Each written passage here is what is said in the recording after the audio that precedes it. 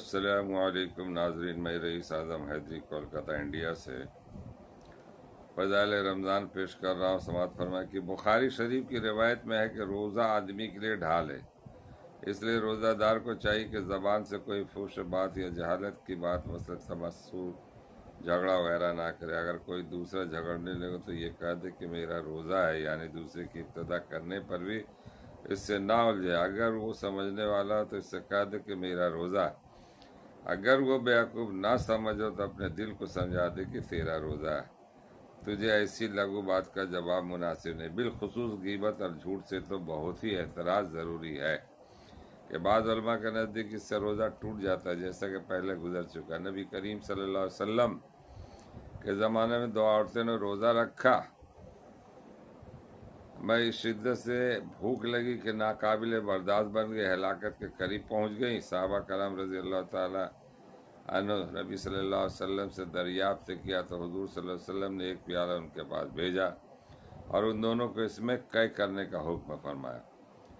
دونوں نے قے کی تو اس میں گوشت کے ٹکڑے اور تازہ کھایا ہوا خون نکلا۔ لوگوں کو حیرت ہوئی تو حضور صلی اللہ علیہ وسلم نے ارشاد فرمایا کہ انہوں نے حق تعالی شانہ کے حلال روزی سے روزہ رکھا اور حرام چیزوں کو کھایا کہ دونوں عورتیں لوگوں کی غیبت کرتی رہیں۔ اس حدیث سے ایک مضمون اور بھی مترشح ہوتا ہے کہ غیبت کرنے کی وجہ سے روزہ بہت زیادہ معلوم ہوتا ہے، حتیٰ کہ دونوں عورتیں روزہ کی وجہ سے مرنے کے قریب ہو گئی۔ اسی طرح اور بھی گناہوں کا حال ہے، اور تجربہ اس کی تائید کرتا ہے کہ روزہ میں اکثر متقی لوگوں پر ذرا بھی اثر نہیں ہوتا اور فاسق لوگوں کی اکثر بری حالت ہوتی ہے۔ اس لیے اگر چاہے کہ روزہ نہ لگے تب بھی اس کی بہتر صورت یہ ہے کہ گناہوں سے اس حالت میں احتراز کریں، بالخصوص غیبت سے، جس کو لوگوں نے روزہ کاٹنے کا مشغلہ تجویز کر رہا ہے۔ حق تعالی شانہ اپنے کلام پاک میں غیبت کو اپنے بھائی کے مردار گوشت سے تعبیر فرمایا اور احادیث میں بھی بکثرت اس قسم کے واقعات ارشاد فرمائے گئے، جن سے صاف معلوم ہوتا ہے کہ جس شخص کی غیبت کی گئی اس کا حقیقتاً گوشت کھایا جاتا ہے۔ نبی کریم صلی اللہ علیہ وسلم نے ایک مرتبہ چند لوگوں کو دیکھ کر ارشاد فرمایا کہ دانتوں میں خلال کرو۔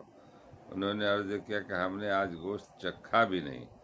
حضور صلی اللہ علیہ وسلم نے فرمایا کہ فلاں شخص کا گوشت تمہارے دانتوں کو لگ رہا ہے، معلوم ہے کہ ان کی غیبت کی تھی۔ اللہ تعالیٰ اپنے حفظ میں رکھے کہ ہم لوگ اس سے بہت ہی غافل ہیں، عوام کا ذکر نہیں، خاص مبتلا ہیں۔ ان لوگوں کو چھوڑ کر جو دنیا دار کہلاتے ہیں، دینداروں کی مجالس بھی بالعموم اس سے کم خالی ہوتے ہیں۔ اس سے بڑھ کر یہ ہے کہ اکثر اس کو غیبت بھی نہیں سمجھا جاتا۔ اگر اپنے یا کسی کے دل میں کچھ کھٹکا بھی پیدا ہو تو اس پر اظہار واقعہ کا پردہ ڈال دیا جائے۔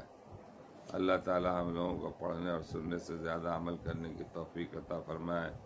غیبت چغل خوری سے بچا کر کے یا اللہ، یا اللہ تو ہی ہم لوگوں کو روزہ قبول کرنے والا عبادت کرنا۔ جس حال میں جس طرح سے روزہ رکھتا ہوں اللہ، کچھ کہا نہیں جا سکتا ہے کہ روزہ ہمارا ہو رہا ہے کہ نہیں ہو رہا۔ جو حالات، جو بیان سننے کے بعد، پڑھنے کے بعد جو باتیں معلوم ہوتی ہے، کتنی مشقت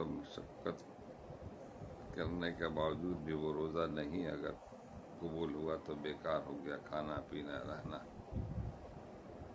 یا اللہ ہم لوگوں کو پڑھنے سے زیادہ عمل کرنے کی توفیق عطا فرمائے۔ آمین ثم آمین ثم آمین۔ غیبت چغل خوری سے بچنے کی توفیق عطا فرمائے۔ ہمارے لیے بھی دعا کرے، آپ لوگوں کے لیے بھی دعا کرتا اللہ تعالیٰ حلال رزق کھانے کی توفیق عطا فرمائے۔